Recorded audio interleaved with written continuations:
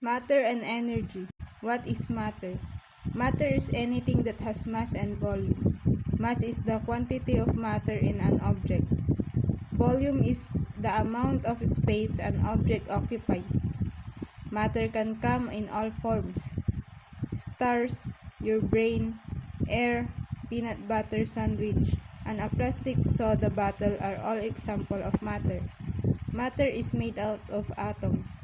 Atom is the basic unit of matter. Atoms combine to form clusters, sometimes molecules. How do matter and energy interact? Energy is the capacity to do work. Two forms of energy where matter and energy interact are kinetic energy and potential energy. Kinetic energy is a type of energy which only moving objects have. An example of kinetic energy is a bowling ball rolling, and it knocks down the bowling pins in the way. The equation for kinetic energy is kinetic energy equal to 1/2 mv squared. M stands for mass, v stands for velocity, and you're going to square the velocity and only the velocity. So, it's 1/2 times mass times velocity squared. It doesn't matter in what order you put those three terms into your calculator because it's all multiplication. But you have to square just the velocity 1/2 and mv squared. And when you do that, we get the joules. The answer that you're going to get, the units are going to be in joule, because joules is the units for energy and work. Potential energy is energy an object possesses because of its possession. The reason it is called potential energy is because it has the potential or ability to make order move and change once the energy is released. The amount of potential energy an object needs corresponds to the amount of force needed to keep it in position.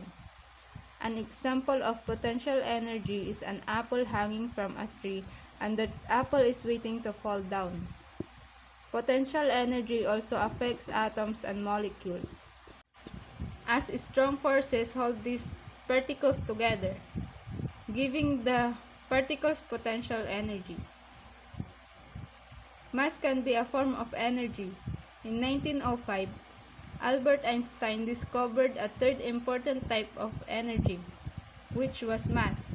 He made the equation E equal to mc squared.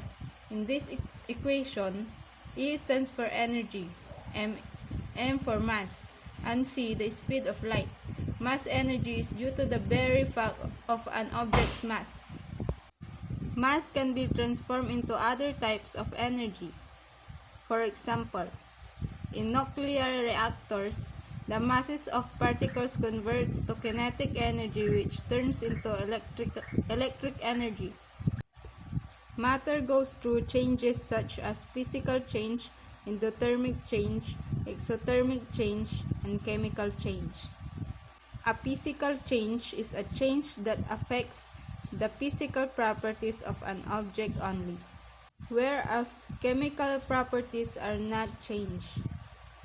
An endothermic change is a physical or chemical change in which a system absorbs energy from its surroundings.